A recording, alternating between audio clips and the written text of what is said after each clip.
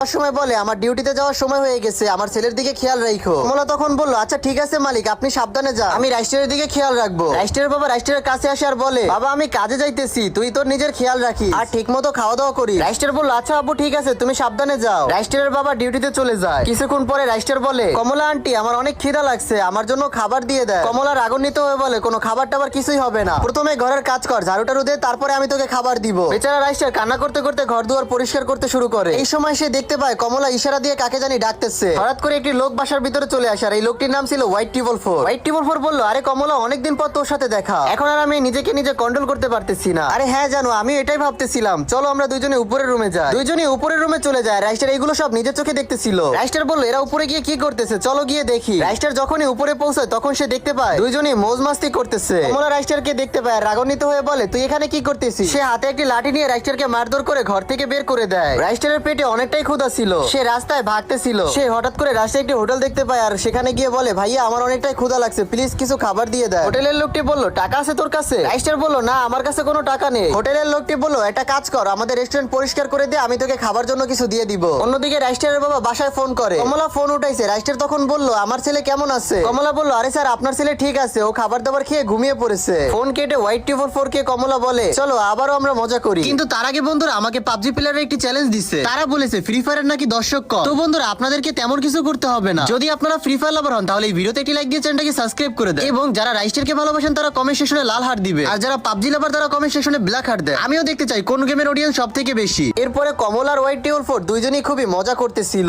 বাসা কাঁপতেছিল। কিছুদিন পরে রাইস্টারের বাবা কাজ থেকে বাসায় ফিরে। রাইস্টারের বাবা রাইস্টারকে খুঁজতে খুঁজতে উপরের রুমের দিকে যায়। রুমে প্রবেশ করতেই দেখতে পায় হোয়াইট টিবল ফোর আর কমলা দুইজনই এক বিছানায় শুয়ে আছে। আরে কমলা এগুলো কি হচ্ছে আর আমার ছেলে কোথায়? দুইজনই ভয় পেয়ে যায়। হোয়াইট টিবল ফোর ভয়ে জানলা দিয়ে লাফ দিয়ে নিচে পালিয়ে যায়। কমলা ভয় পেয়ে বলে আপনার ছেলে তো এখানেই ছিল, এখন কই গেছে আমি বলতে পারি না। রাইস্টারের বাবা রাইস্টারকে খুঁজতে খুঁজতে একটি হোটেলে পৌঁছায়। এই হোটেলেই রাইস্টার কাজ করতেছিল। রাইস্টারের বাবা রাইস্টারকে দেখে তার কাছে দৌড়ে এসে তাকে জড়িয়ে ধরে। আরে বাবা তুমি এইগুলো কেন করতেছো আর বাসা ছেড়ে তুমি এখানে কেন আসছো? রাইস্টার কান্না করতে করতে বলে আব্বু কমলা আন্টি আমাকে মেরে ঘর থেকে বের করে দিছে। রাইস্টার আব্বু বলল আচ্ছা ঠিক আছে চলো আমার সাথে। রাইস্টার বাসায় পৌঁছায় আর কমলাকে ইচ্ছা মতো মারধর করে বাসা থেকে বের করে দেয়। পরে রাইস্টার মুচকি এসে বলে দোস্ত যদি তোমরা রাইস্টারকে ভালোবেসে থাকো তাহলে চ্যানেলটিকে সাবস্ক্রাইব করতে ভুলো না। বন্ধুরা আমার অনেক দিনের ইচ্ছা, আমার একটা লং ভিডিওতে 1 লাখ ভিউ হবে আর আমার এই ইচ্ছাটি শুধু তোমরাই পূরণ করতে পারো। একটু কষ্ট করে নিচের এই ভিডিওতে একটি লাইক একটি কমেন্ট করে এসো প্লিজ।